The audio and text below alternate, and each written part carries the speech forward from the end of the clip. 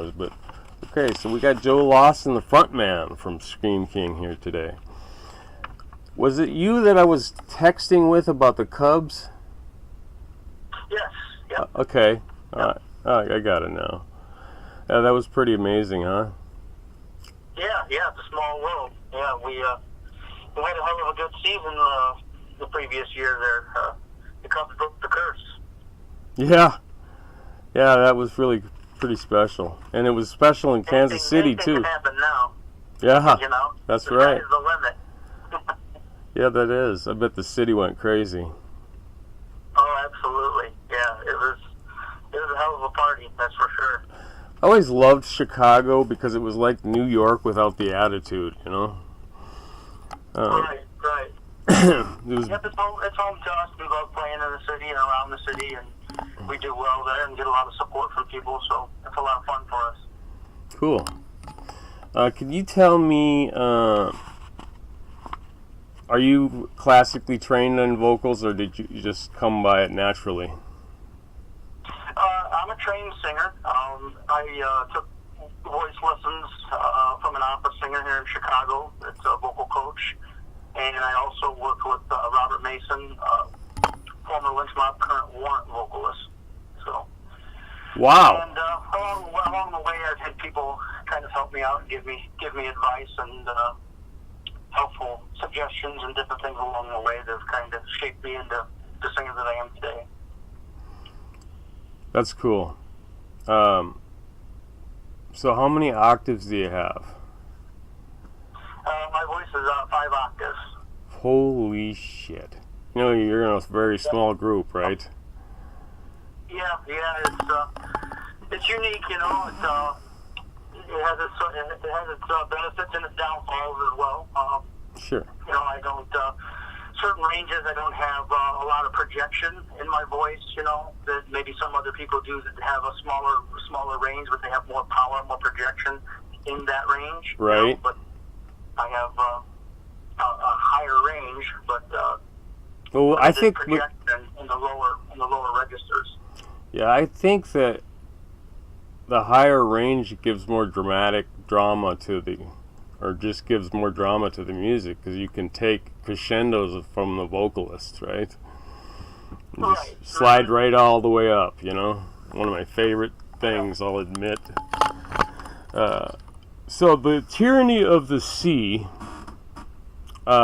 is there a theme to that you chose that title? Well, yeah, there was.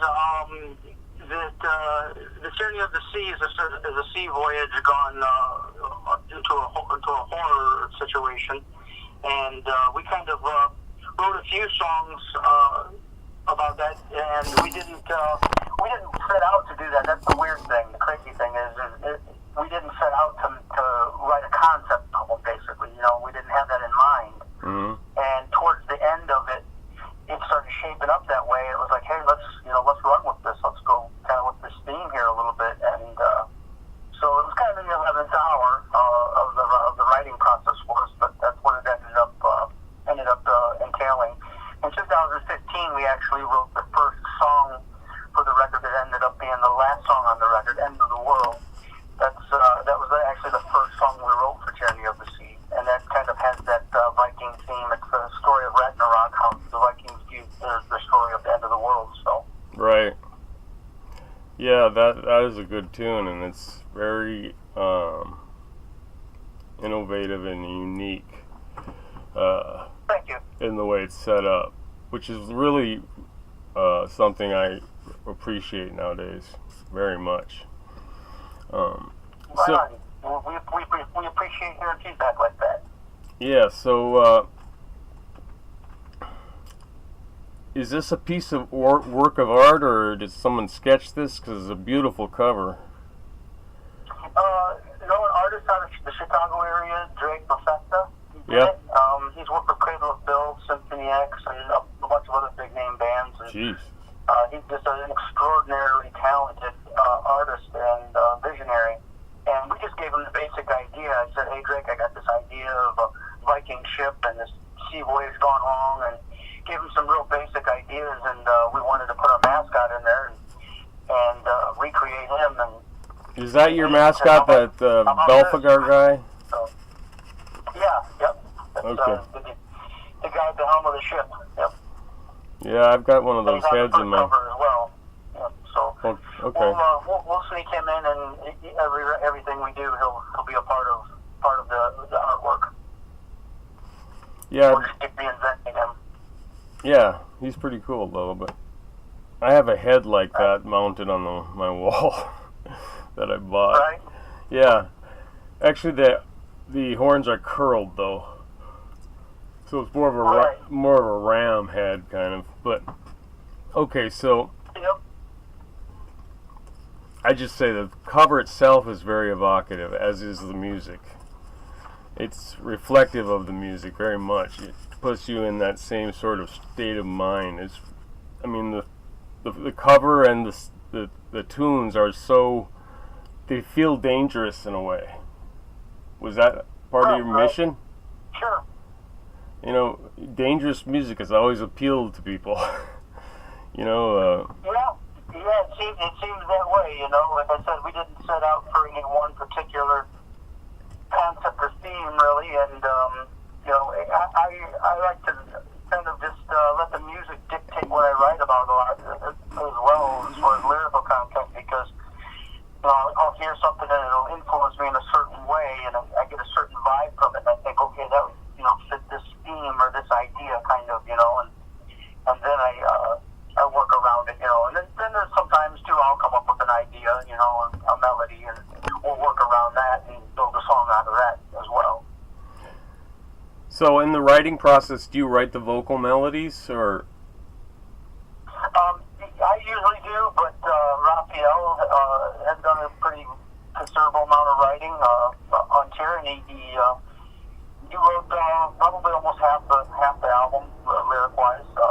Contributed in some fashion or form. So okay.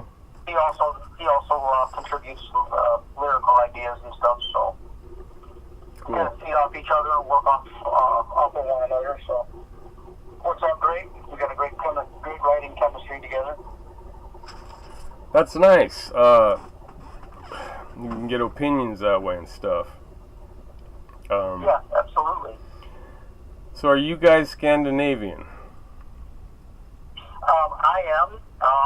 I don't know about the rest of the guys in the band, but I'm Swedish, Scandinavian, Denmark, all of that area is where my father's side of the family is mainly from. So that's my roots and heritages of Viking descent.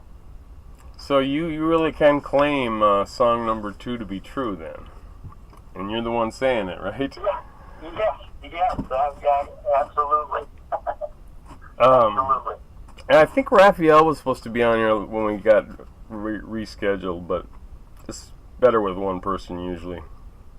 Yeah, sometimes it's a little easier to stay focused and kind of build a rapport throughout the interview that way. Yeah. So exactly, yeah. So what is this in your? Is this your This isn't your debut. This is like your third, right? This is our second record. Second, okay. Equilibrium was our first record that was released in 2013, and then Tyranny was released just this year. So. What month did you drop it? March of 2017. That was a big month for new music. How has it been moving for you? What was the question? Are you happy with the movement of the record, or that it's getting, out there the way you want it to, or? Yes and no. I mean, I think that we're doing the best that we can on our own, and we've gotten a lot of great response. And like I said, we have gotten it around the world. We did manage to land some deals with some distributors that bought some stuff in bulk that we shipped to, and that's cool. That helped out a lot, and that gets the name out there, and then that sort of stuff. That's big time important. But we're limited. I mean, we all have day jobs and houses and families. We're limited by our finances. We can't just keep shoveling bucket loads of money out there to constantly be buying advertising and stuff like a lot of bands do. But, Right. Well, yeah, it's like you have to either. I'm pleased with the feedback that we've gotten and the places and the deals that we have made and the people that have gotten the CD. But I really wish we could do more. Well, it's a shame because people are hurting themselves by streaming music. I'm kind of against it. I still buy CDs all the time, and I wrote an article of 18 reasons why you should still buy CDs. It was a feature that ran. It got picked up by the Huffington Post and everything. Oh, that's great. That's excellent. So yeah, I mean, I see promise in things like the resurgence of vinyl. You know, that's made a huge comeback. But again, that's almost, it seems like it's genre specific. I mean, there's some bands that do really well releasing a vinyl record, and then there's other bands that are amazingly talented, and they'll put out a vinyl record and it'll sell like 20 copies. You know, and it just seems to be the people that collectors of vinyl, the diehard vinyl fans, are going to buy the bands that they like, and you know, not so much just because it's vinyl, they're going to run out and buy it. You know what I mean? So, right. And it's a big expense. Yeah, cutting a vinyl record, so, yeah. I mean, it's a risk that they take for sure. Yeah, absolutely. It's expensive. Yeah, but I think it's pretty awesome. Like I said, I walked into a record shop in Chicago that had CDs, and like 6 months later, I walked back in there, and there's not a CD anywhere. It was just wall-to-wall vinyl. I was like, "You guys are kidding me? You guys are selling this much vinyl?" And they said, "Yeah."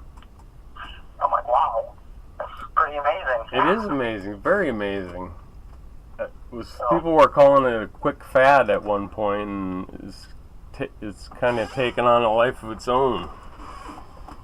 Yeah, absolutely. Same thing with the digital world. I mean, I think that's more of the younger generation's thing. You know, they're into digital downloads, and that's, you know, they put it on their iPod or whatever, their latest technology, right? And run with it. And I see the convenience of that, but it's not me. I'm an old school guy too. You know, I still buy CDs all the time. I have to have an artifact. Yep. I buy CDs and I put them up on a shelf. I load them into my computer. I'll burn copies of them so I can listen to them in my car.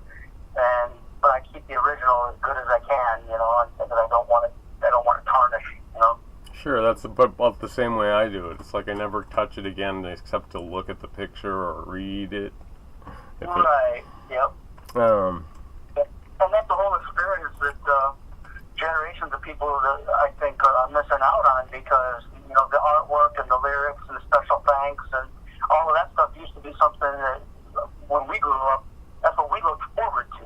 You know, that was part of the experience. It's not just the music. It was everything involved in it, and how did it take place, and who did this and who did that, and you know, it was a whole experience that you got involved in. You know.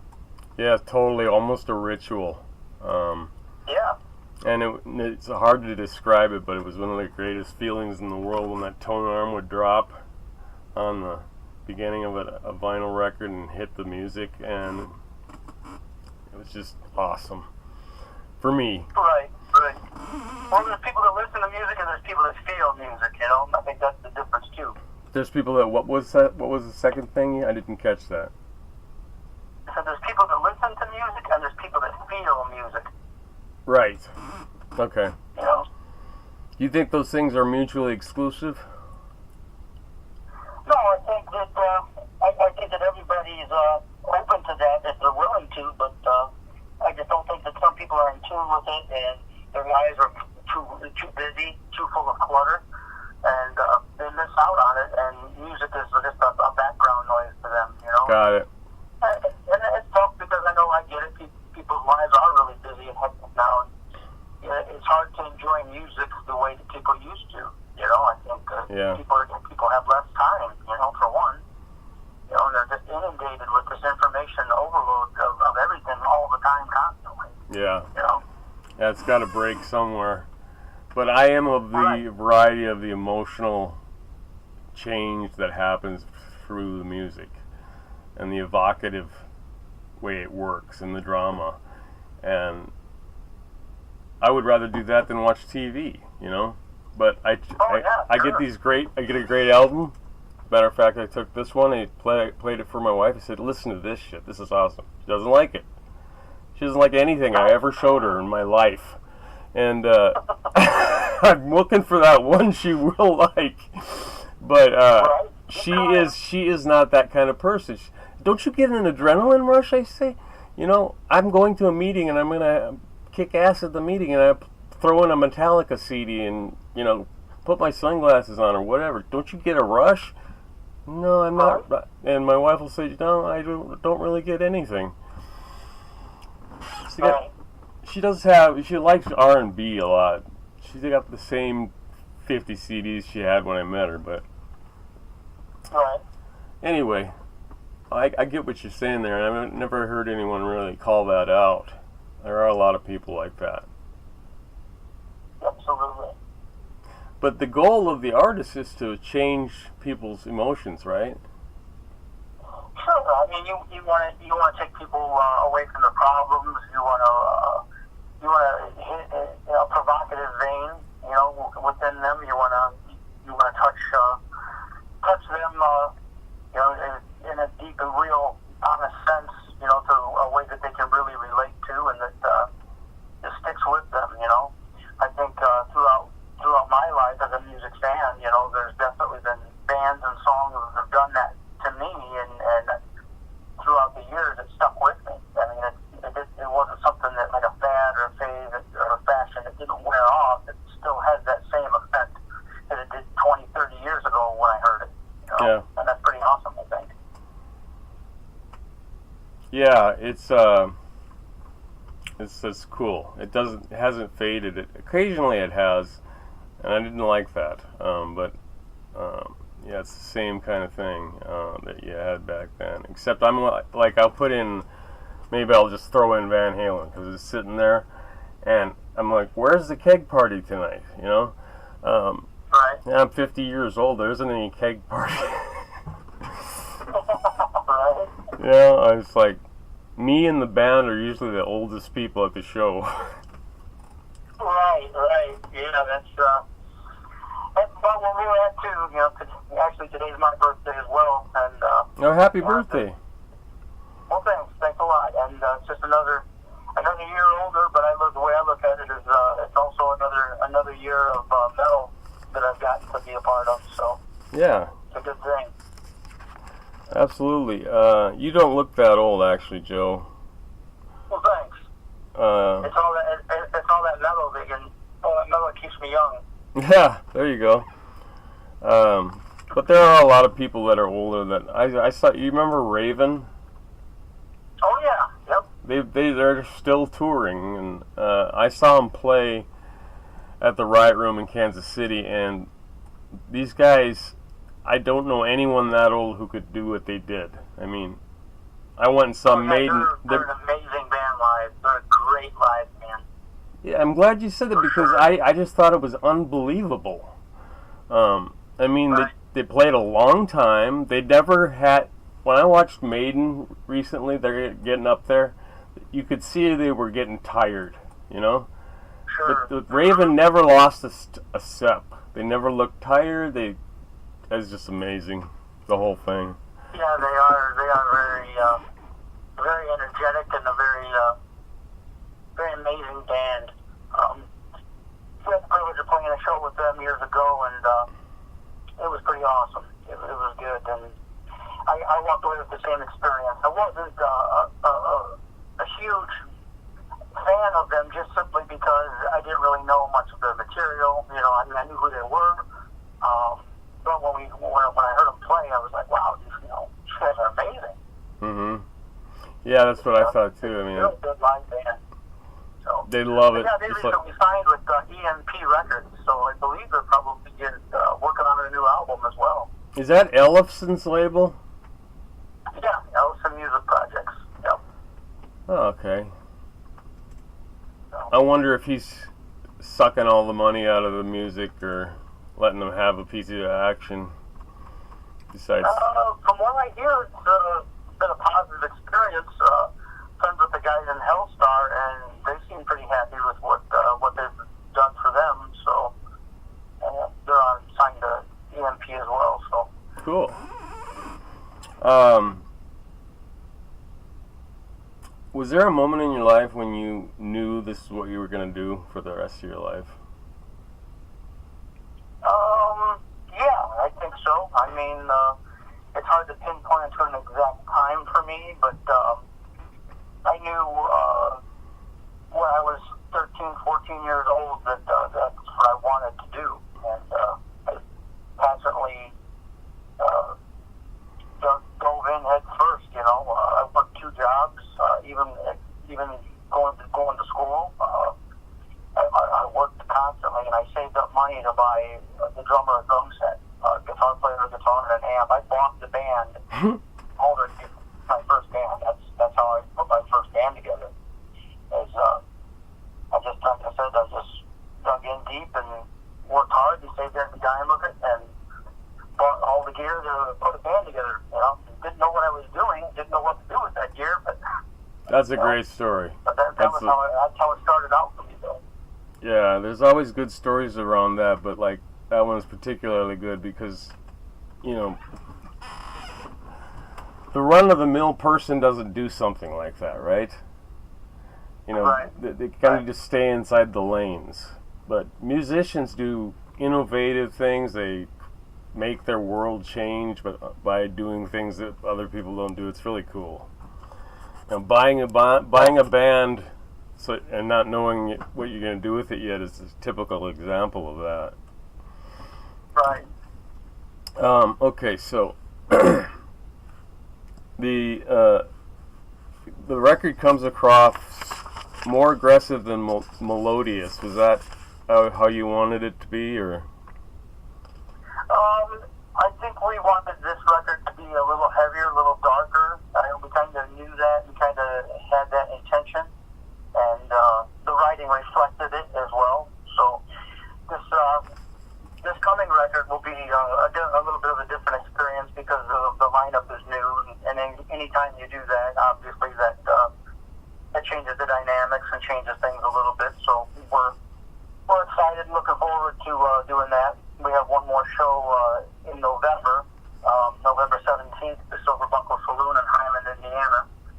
Will be our last show of the tour, and we'll scale everything down and start writing and working on new demos and ideas for the next record. We've already got a few demos and ideas between us that we're passing around, so the process has already kind of started for record number 3. Awesome.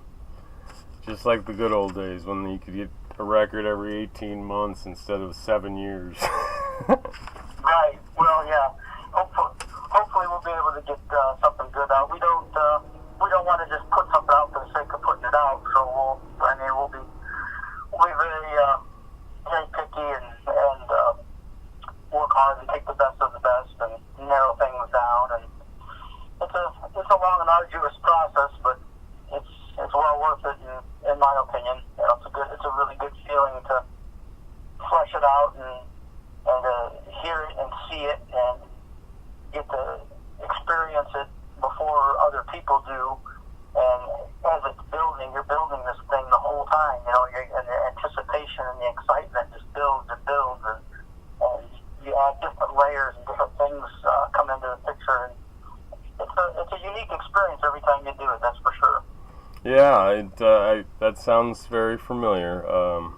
Not because I've experienced it, but I've heard that same kind of statement from other people, other musicians. So you said there was going to be a lineup change or some lineup changes? Yeah. We've had the same lineup now for about 3.5 months.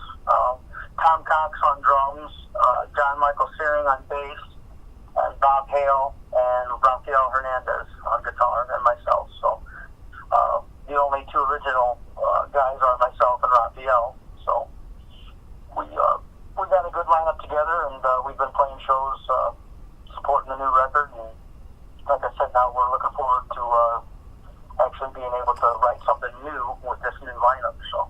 Oh, okay. So you're changing the players to get into a different area, so to speak. You're not firing them because they suck or anything like that. Well, no, it was honestly, it was a situation that we were just forced into. The drummer and the guitar player wanted to move on to other projects or do other things, and didn't want to continue pursuing it, so they quit, and we had shows booked, so I was kind of left with a choice for trying to find some replacement people to throw our obligation for shows and keep pushing forward, or just let it go, kind of, and see what ended up happening, what happened, and canceling shows and stuff. I didn't want to do that, so we were fortunate enough that we found some good musicians with some fire and some passion under them, and we got together and started working with them, and we knew right away that things were going to be okay.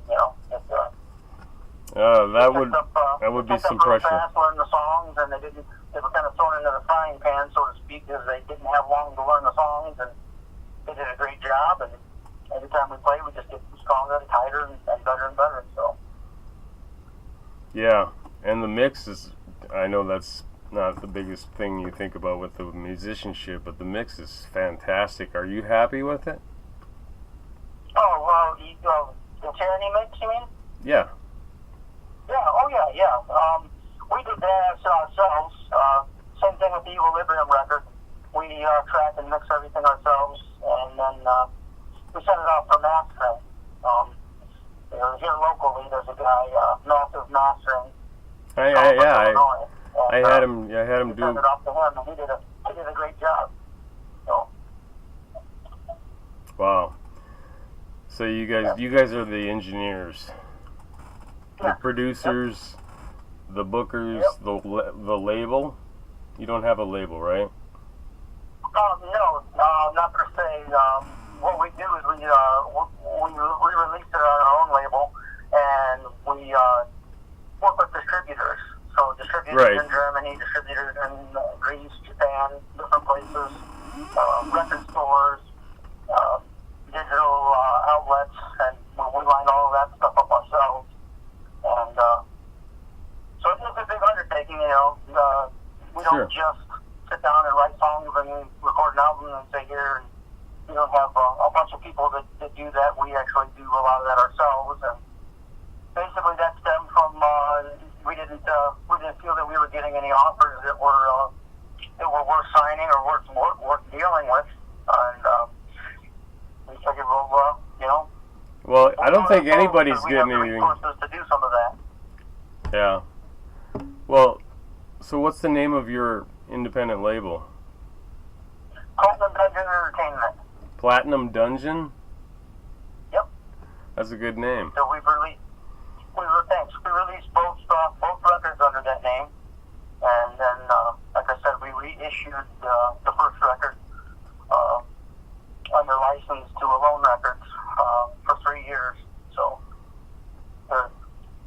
they reissued that, and that's doing good.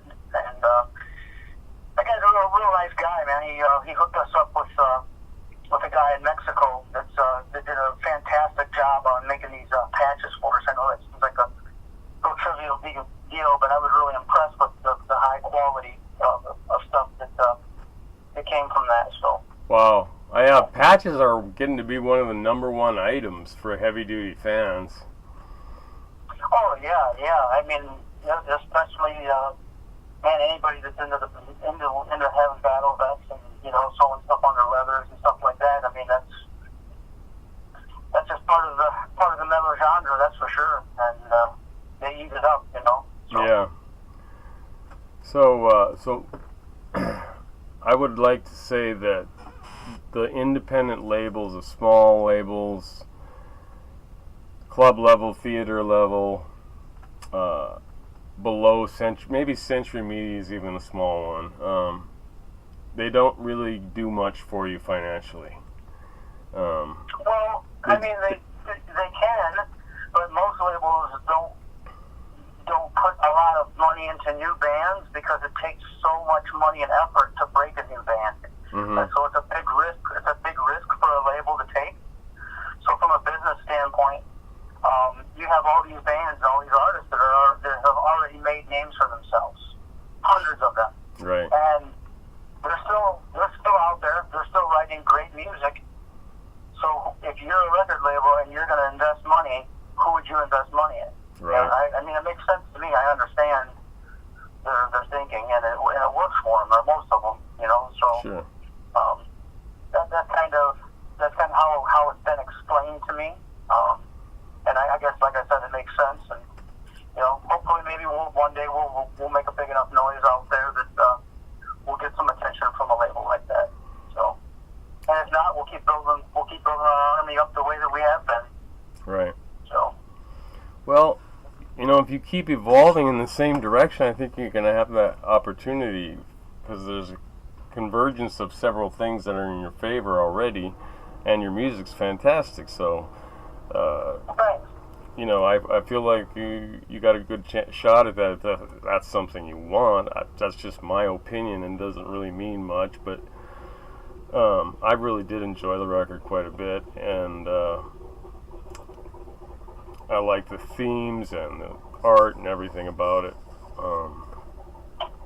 and the kind of constant theme or ethos that runs through the whole thing kind of weaves it together. It's not like the same songs are all unique, but they're woven together somehow, you know. I like that. Right. Yeah. Well, we do that too.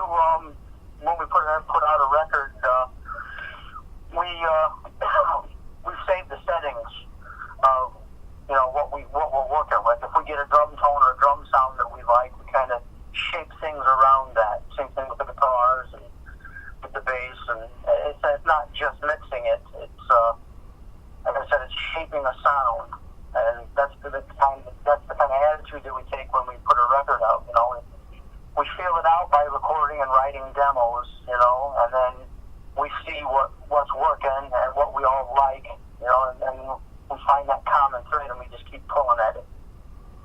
Yeah, that is an interesting. I've not heard that kind of a description of writing process before. So do you? Well, I already asked you that question. I'm sorry. I've got too many interviews today,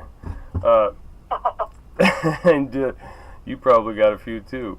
I remember one time I interviewed Dave Mustaine for like 20 minutes, and he was in between interviews, and he had 40 lined up that day. Jeez. Yeah, it's crazy. Yeah, I don't have that problem. I don't have that many, but we've done quite a few for the record. For sure. Yeah, well, you do have a publicist, and the thing that I like about the fact that you are independent means I can put a sample of your music in the interview article, right? Right, absolutely, yeah. Just give people a little taste and make them want more, kind of thing. Right. Or the right. Death Yeah, Witch. I had put it we in do the bed. same thing with the record stores. We give them free copies so they can play the record in the stores, and I think it's great that they're willing to do that. You know, they don't have to do that. That's awesome. Yeah. So. Yeah, and you've got the right that video would be perfect to embed with Faith Weapon. Sure. The lyric Yeah. video. I just embed that right in there underneath the interview, which I'll put together as a slideshow with our voice underneath it. But Right. so I'm looking at the influences that you guys claim. Is that in an order or just is that It's just random, you know. I mean, again, like I said, it's an ever-evolving thing when you put different people in a band and a project. And Raphael grew up playing. His dad was a jazz musician, so he had music around the house all the time. He grew up around it. right? So he's a well-rounded musician. I mean, he's a metalhead, but he loves classical music. He loves rock music. He loves fusion. He loves jazz. He loves, you know, so he listens to all kinds of different types of music, and he has a very wide range of influences. You know, and I think that somewhat reflects in our sound because we don't fit any one genre. You know, we're not pigeonholed into being just a power metal band or just a death metal band. Right. We kind of got a lot of different influences. I'm going to come up with a subgenre for you guys and put it in the article. Is that okay? Sure. Something different, you know. We already got so many. What's another one going to hurt? Right. Exactly. Yeah.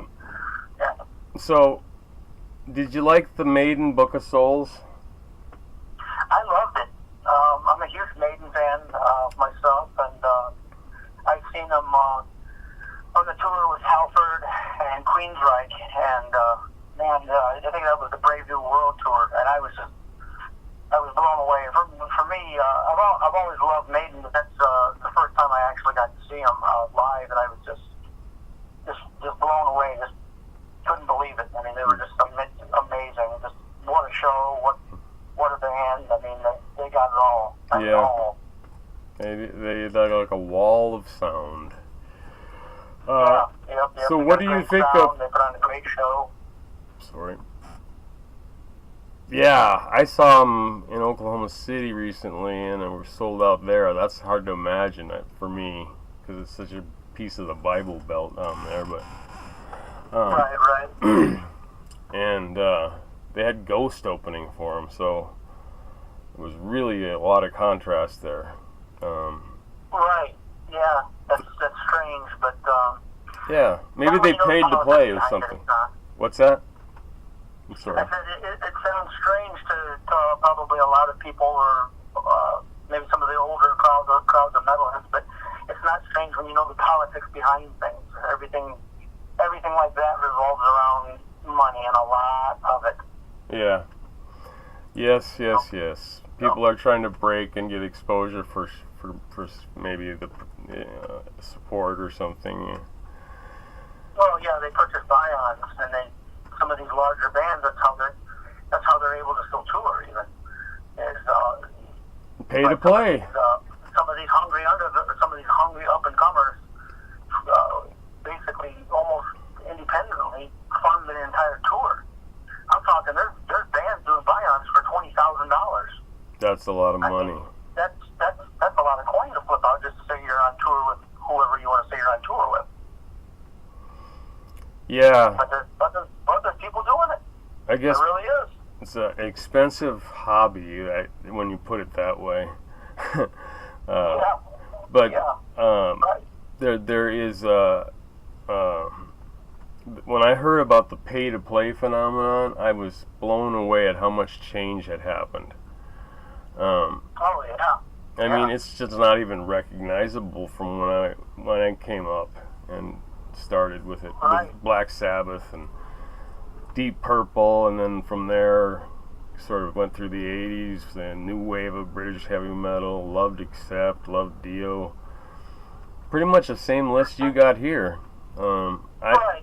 Well, like I said, one thing that I've noticed is, you know, when somebody tells me that, you know, they're discouraged or they're upset, not as many people are coming to their shows, or the turnout wasn't as good, I ask them, I say, stop and think back when you were in your 20s and you first hit the bar scene, your early, mid-20s, late 20s, whatever, and you were going out, listening to bands every weekend, during the week even, whatever, and how many 40 and 50-year-olds were you hanging around back then?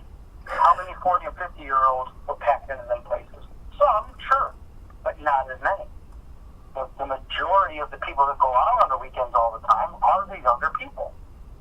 You know, they have the freedom to. They don't have kids. They don't have mortgages. They don't have car payments. They don't have all this responsibility heaped on them to where they have to make choices. So it's easier for the younger generation to go out and experience that. Well, what you have now is a multicultural problem, because you got all these people that come from different backgrounds. They like different things. They have their own generation. So maybe they like metal, but they just like some of the newer type of, real strange. Well, strange to me, I should say.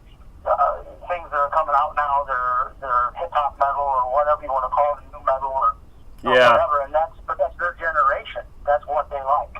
Right. So that's why you see some of those bands getting to the status that they're getting because they're the ones that are getting the younger generation. So, right. It's all just part of growing older, it's...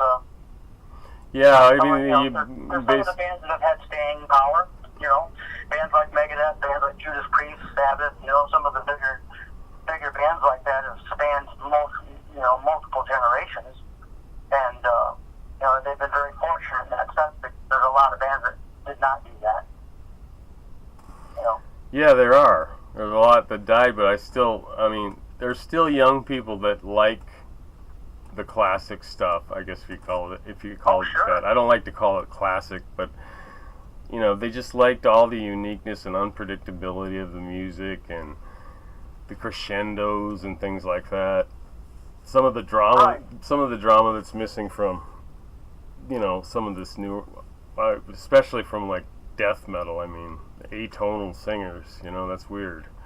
Right. And there's so many of them that you can't differentiate them very much.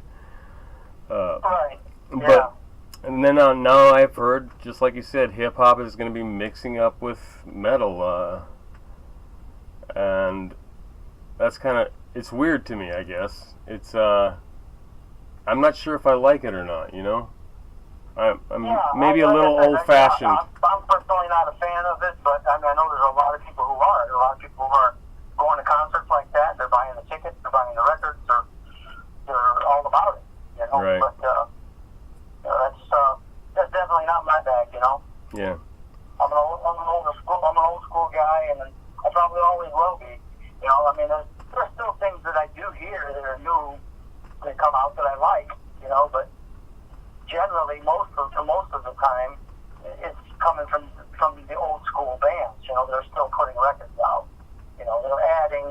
They're adding some of that new modern production, or sure. They're evolving, but they're staying true to who they are. The bands that are able to do that, those are the bands that really earn my respect. Yeah. So let me ask this question of you. What do you think of Udo's replacement in Accept? I love Mark. I like the guy. He's a real nice, down-to-earth guy, and he's a great singer. And I think the records that they've put out have been as big or bigger than anything that Accept did in the past.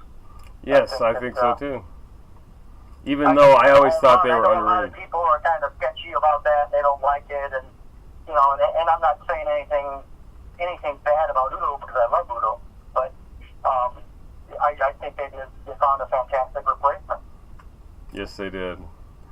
I don't think anyone else could have pulled it off, actually. Yeah, but he right. does. Yeah, He does occasionally even go to the pig squeal.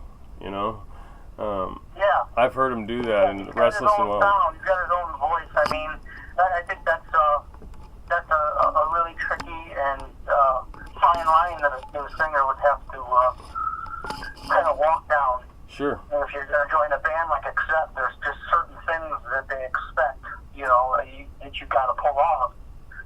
But at the same time, if you sound too much like him, well, then you're just a clone, and you don't get any respect, and the band doesn't grow and evolve, then it's going to be short-lived. Right. Well, with Mark has his own sound. Yeah, and his own style. He sounds similar to Udo, but distinctively different.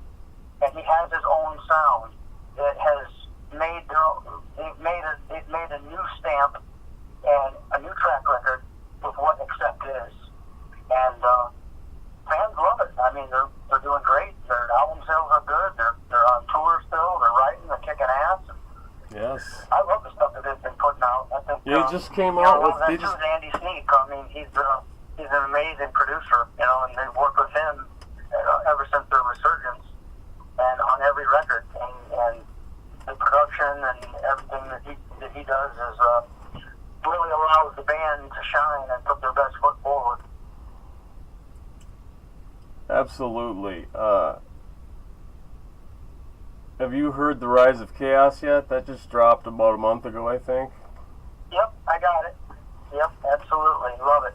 And I got a advanced copy of their live record from their last tour that was just really showed what you were talking about there, because I've not seen them live. They were canceled the time I had tickets. And Oh, man.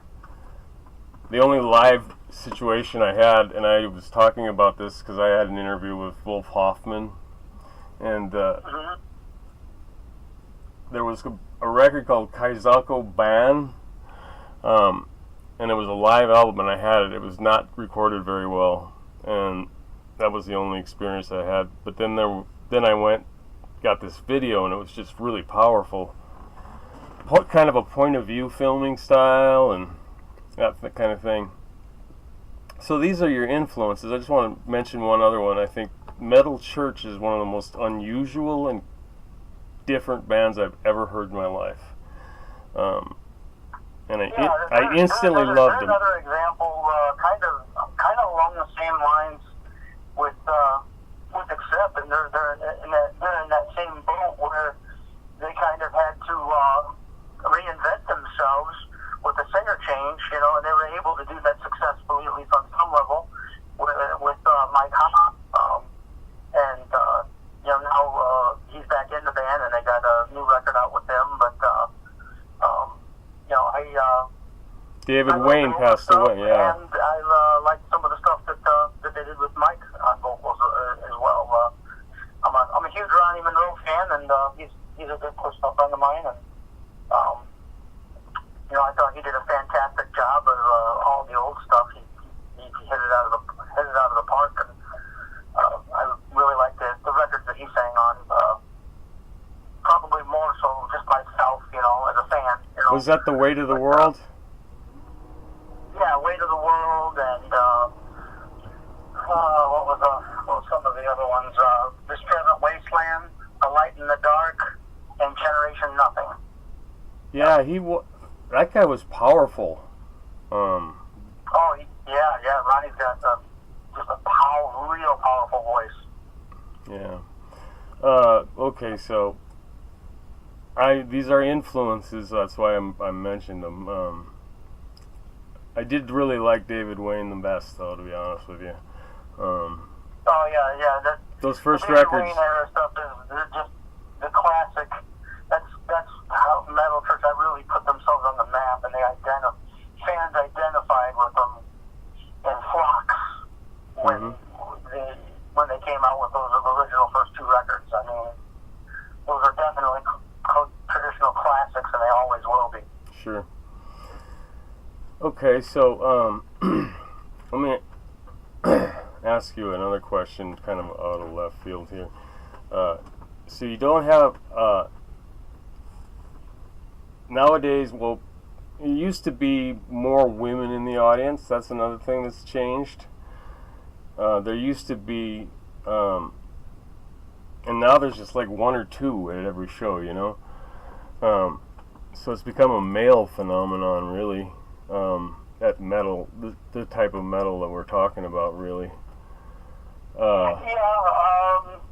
know, there's women that are into it. You know, maybe they just feel a little awkward or uncomfortable going by themselves, or they don't want to get hit on and deal with a bunch of ignorant drunks, or sure. You know, they don't want the hassle. You know, and you know, and then there's some of them that maybe they just, like you said, you know, that that's not really their thing. You know, maybe they're into the more radio commercial metal, if you will, or the hair metal. You know. Pretty boy metal. So now they had women coming to their shows. There's always been a little bit of how it's been, you know.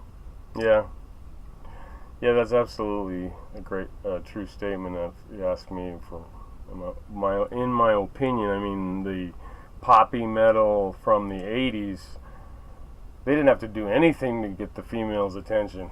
They couldn't keep them away, you know. Right. It's just so crazy. Anyway, it's what it is. It's got to change or it dies. Right.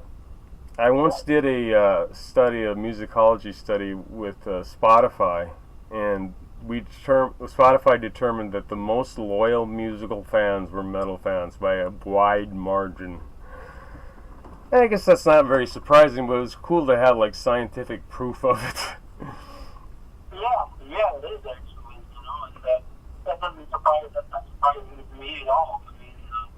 Yeah, I mean, Uh, they're one of the few types of music where you see people with tattoos of the band on their skin, you know?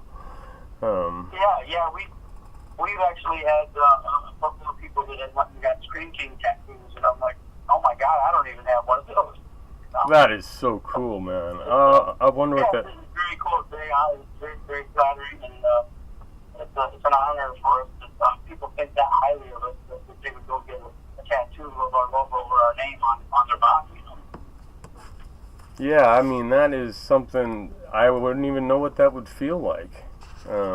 But that's one of the benefits of being that artist, you know? Sure.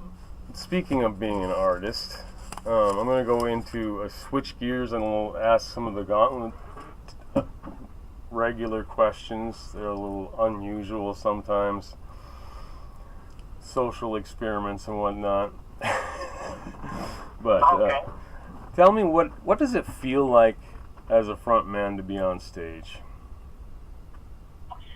Is it? Well, Do you feel like you're possessed? Is it surreal? It's difficult to describe to someone unless they've really experienced it. So the best way that I can describe it is that it's exhilarating and it's a very freeing experience.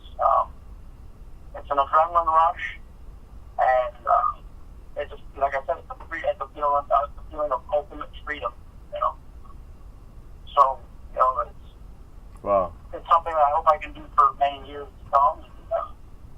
And every time you do it, it's a different experience. You know, I mean, you still feel that way. You still feel invigorated and energized by it, excited by it. But every time you do it, it's different. You know, every time you play somewhere, it's different faces, different people, different venue. You know, every time you play the same song, I don't care how tight of a band you are, how suspicious as a musician or singer you are. Every time you do it, it's like your thumbprint. It's unique. It's got its own subtle differences, at least at the very minimum. You know, it's unique to that experience. And that's why people should support live music more, because yeah, it's awesome to have a record, and if you like the band and you like the music, that's great. But experiencing them live is never the same experience. It's always be slightly different. Always. And there's nothing that will ever be able to replace that other than the human interaction. The live performance. Wow, that was a kind of a cool explanation of what it's like to be up there, the escape part especially. I've heard people say that, you know, I say, how can you hooked on the Warped Tour and you're not making any money, you're in a minivan instead of a bus and you're doing wet wipe showers and not sleeping and eating peanut butter exclusively, how the hell can you stand it? And the answer comes back, the 45 minutes on stage make up for everything. So that's something I would like to experience sometime in my life. I don't think I will at this point, but it would be cool. Right? So come on down November 17th, and we'll get you up on stage. Okay, that's a good idea. So do you guys do tours? No, we don't. We play regionally. You know, we'll go out and we'll play a few different states, and we may do something different with this next record, depending on how things flesh out for us. We might try and put something together and do an East Coast run or a West Coast run, a small string of dates. Okay. You know, we're open to doing stuff. You know, it's just the logistics never work out for us. You know, getting time off work and sure. You got to line them. Planning everything with everyone's schedule sometimes is really difficult. And like I said, we all have families and we all have homes, and we're passionate about music and we play what we want. But the pros and cons of it are basically this: we get to do what we want and we write our own checks. So nobody tells us what to do. We do it the way we want to do it. Sure. And there's not a lot of bands out there that can say that. You know, so. But we're also limited because of that. So, you know, we don't get the band's work tour. We don't get some of those bigger opportunities. But you know, that doesn't fit us. You know, some of those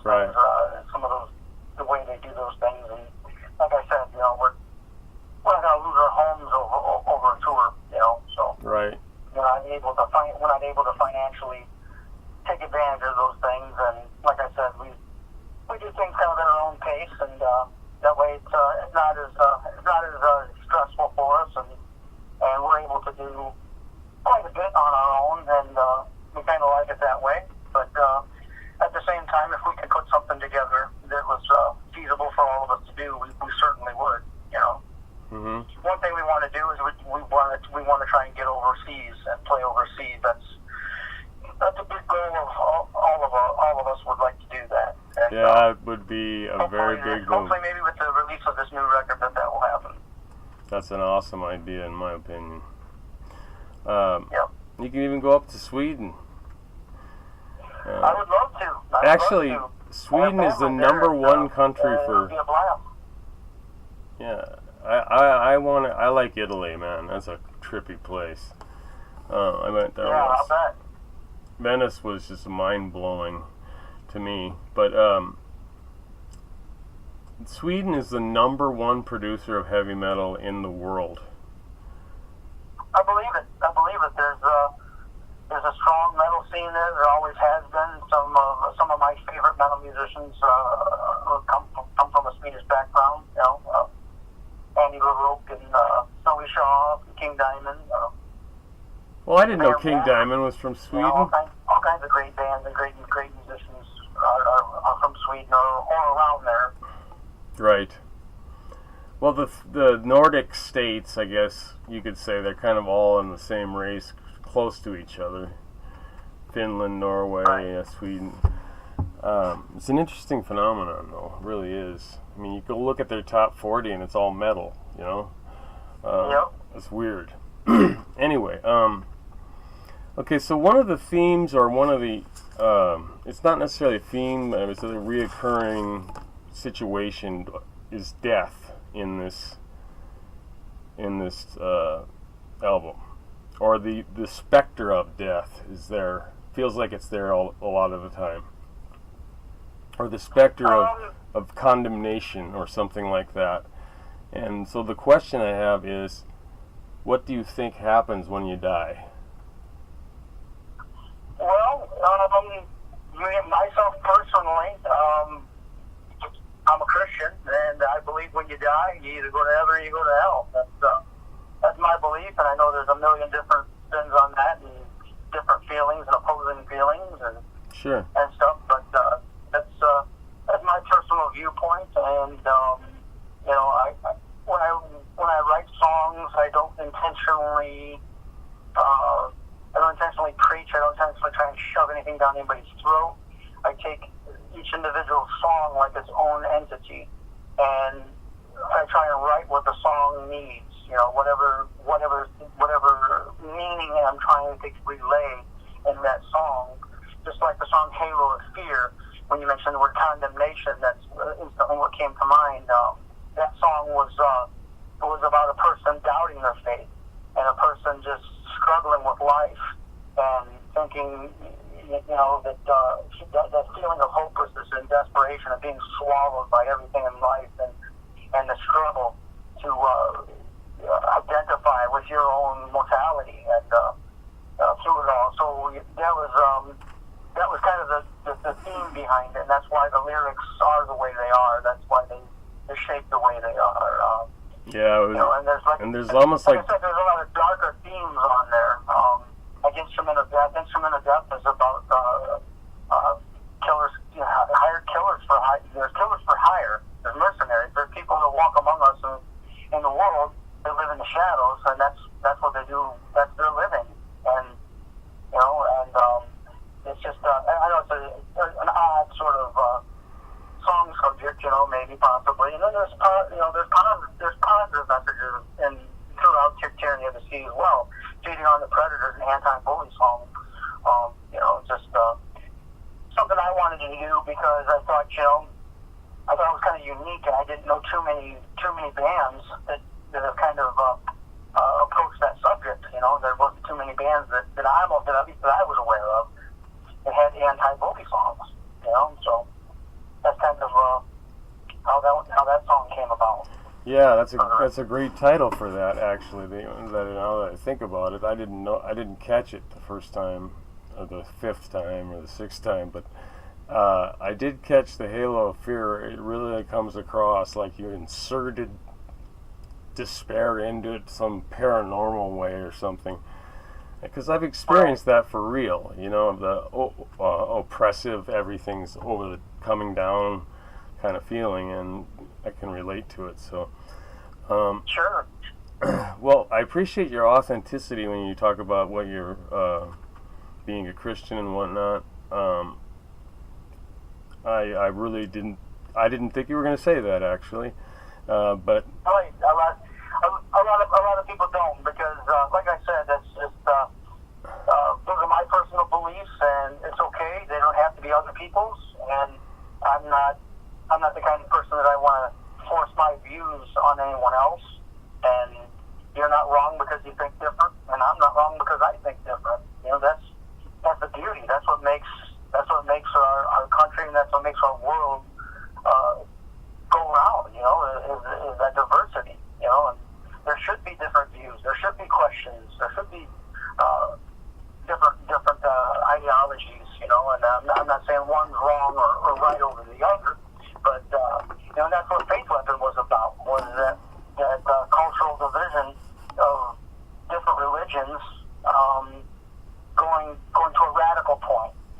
Not just radical Islamic terrorism, but the cults and all religions probably have their dirty secrets or their skeletons in the closet. And because we're people, and people by human nature are going to sin. They're going to do evil things. They're going to do greedy things. They're going to do rotten things to people. That's never going to go away, unfortunately. So yeah, that's very good point. That's what taints the religion. The religion itself probably isn't all that bad, no matter what the religion is.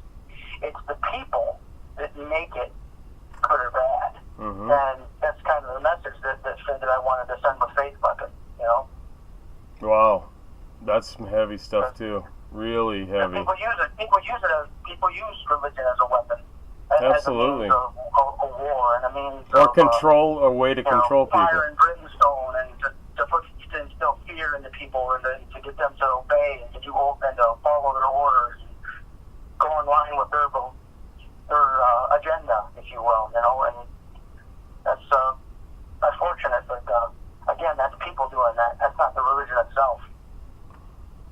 That is I've never seen someone write about that phenomenon, but I've always thought about it, the way that the fear is used amongst the people to control them more, or something like that. Anyway, I've got the last question. It's a little bit of an odd question, but it's a sociology experiment I'm trying to figure out. And I think I'm about done with it, but the question is this. I've got a pill in my hand. It will grant you immortality. Do you take the pill? A pill that would grant me immortality? Yes. I would say no, because I already have that. Okay. You're in the 98%. There are 2% that say they will, and they'll do it immediately. Yeah, I wouldn't want to live forever. Not that I have a bad life, but I say that I already have that because I passionately feel that I live through my music. So I know that I've released enough music out there, and I'm going to continue doing that. That long after I'm gone, that music will still be here, whether people like it, listen to it, use it as a coffee poster or whatever, it'll still be around. Right. Yeah, it's a lasting impression you've left. Right. And people got... Yep. I mean, I think that's a good measurement of how you're doing. If someone's got a tattoo of your band, man, you're doing pretty good. Right. There's a song lyric that I got in our first record, on a song called Heart of a Champion. It says, what you do in life is what you'll do in death. The only question left is how you'll be remembered then. Wow. You know, and it's true. You know, that's kind of a profound statement. But, Very profound. You know, that's really what it's about. For me, at least, that's what it's about. Yeah, that's super profound. And that's the kind of thing that I'm a sucker for, you know? Right on. You know, inspirational writing or inspirational music or drama and that kind of thing. So, anyway. So, folks, once again, you've been listening to Joe Lawson, the band SCEAMKING. The album is Tyranny of the Sea. Go out and buy the record if you want to experience something truly unique in today's music scene.